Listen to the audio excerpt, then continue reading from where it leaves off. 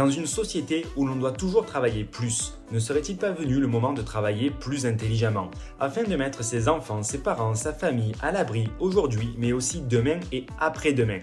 Ceci pour que chacun puisse vivre sa vie comme il entend, loin des stéréotypes ou loin d'un système pensé pour nous. Chacun pourrait apporter de la valeur aux autres, apporter de la valeur au monde. N'est-ce pas ça le sens de notre planète?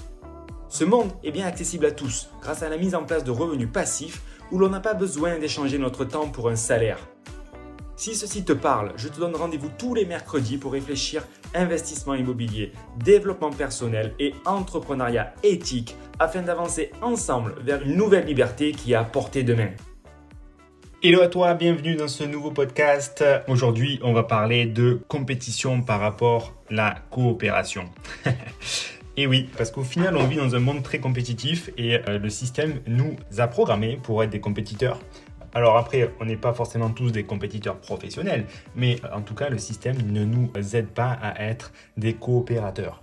Et donc, c'est de ça qu'on va parler dans ce podcast pour voir comment est-ce que, en changeant la perception qu'on peut avoir de notre environnement et comment est-ce qu'on a été paramétré, on peut y gagner tous ensemble pour tous nos projets de vie et bien sûr, pour avoir des résultats extraordinaires avec l'immobilier. Du coup, comme d'habitude, avant de rentrer dans le podcast, je t'invite à t'abonner et de mettre des petits likes, des petits commentaires pour me dire ce que tu en penses, pour échanger sur le sujet, car mon but est vraiment d'essayer d'arriver à diffuser ce message au plus grand nombre, qu'on n'est pas obligé de travailler comme on nous le fait croire. Il y a des stratégies qui permettent de se créer une indépendance, une liberté financière pour que chacun puisse aller puiser dans ses compétences, qui créent de la valeur, qui apportent de la valeur ajoutée au monde et qu'au final, le monde soit un petit peu plus meilleur et qu'on soit moins exploité comme ça peut l'être aujourd'hui. Parce que c'est ça qui fait qu'aujourd'hui, notre système, de par l'école, dès le début, où on nous met des notes pour nous comparer, et donc on crée de la compétition, de par l'entreprise, où là aussi on nous compare avec des bonus, des variables,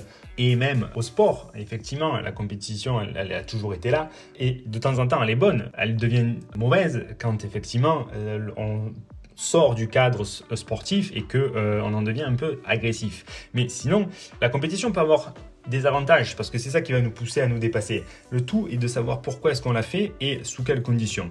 Et ça a des conséquences assez néfastes quand tout un système et tout un environnement penche d'un seul côté, qui est donc pour moi la compétition, comme on l'a dit, au travers l'école, l'éducation, les notes et l'entreprise. On ne peut pas l'éviter parce que c'est le monde d'aujourd'hui dans lequel on vit.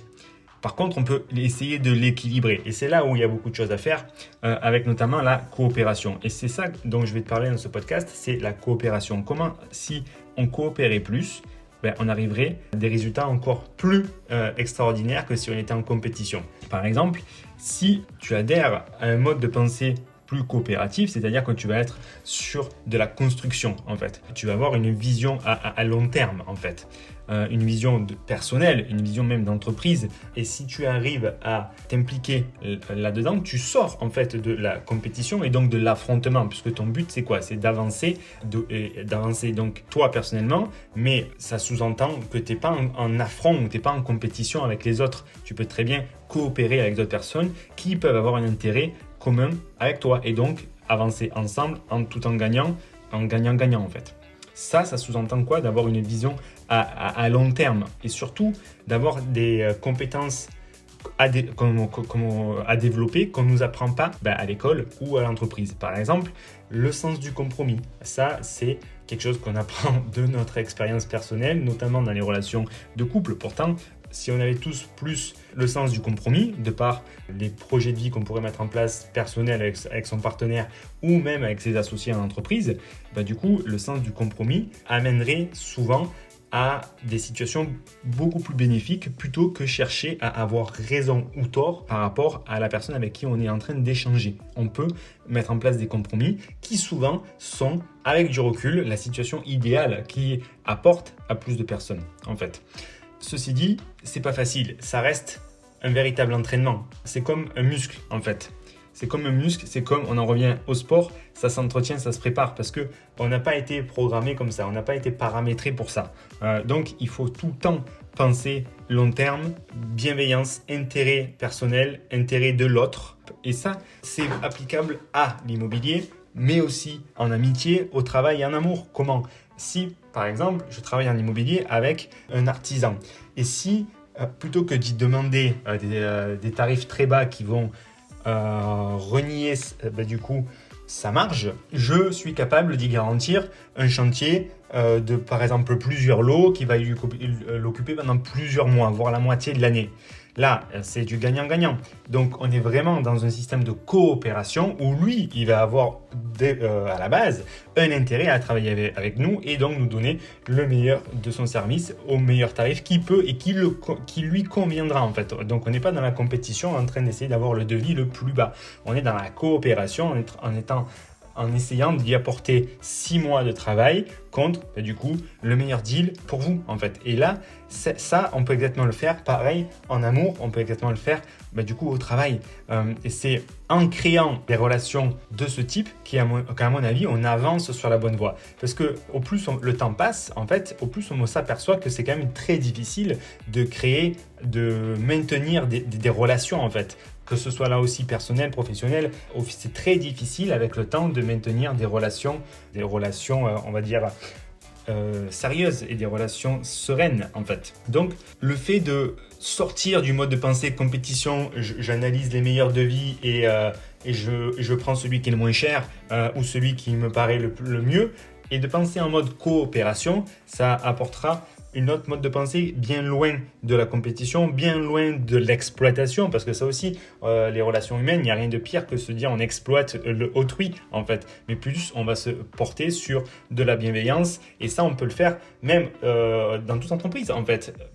Par exemple, l'équipe, nous, chez MSpreneur, le but c'est d'être bienveillant, d'être entraidant et que chacun arrive à croître et gagner dans sa zone en fait. Et c'est en étant comme ça qu'on essaye d'avoir des visions à long terme et d'avancer ensemble sur un groupe qui peut grossir plutôt que exploiter son prochain en fait.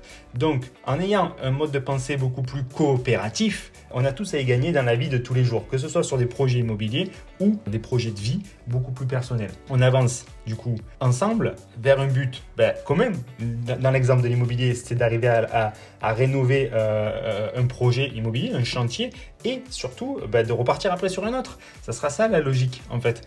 Donc la coopération devrait être quelque part, à mon sens, beaucoup plus mise en avant dans notre système d'aujourd'hui, et malheureusement ce n'est pas du tout le cas. Ce n'est pas du tout équilibré puisqu'on nous incite et on nous forme à la compétition. Et malheureusement, ça induit des valeurs et des comportements qui, à long terme, peuvent être plus néfastes, plus négatifs pour l'humain, pour les relations humaines. Voilà, donc la compétition, elle est importante, effectivement, mais rien n'empêche de la faire de manière là aussi bienveillante et non pas agressive quand on sort du cadre et quand on revient à être un peu plus dans l'ego et dans notre intérêt seul et unique. Alors que la coopération, ça aura un intérêt pour tous les deux qui visera à avoir des relations à long terme, et Dieu sait que c'est très difficile, au plus où les années passent, à entretenir des relations, que ce soit professionnelles ou personnelles, parce que les choses évoluent et c'est important, mine de rien, de travailler ces relations. Donc pensez coopération, pensez pas compétition, et dites-moi ce que vous en retenez en commentaire, et on se retrouve bientôt pour une prochaine vidéo. Ciao ciao.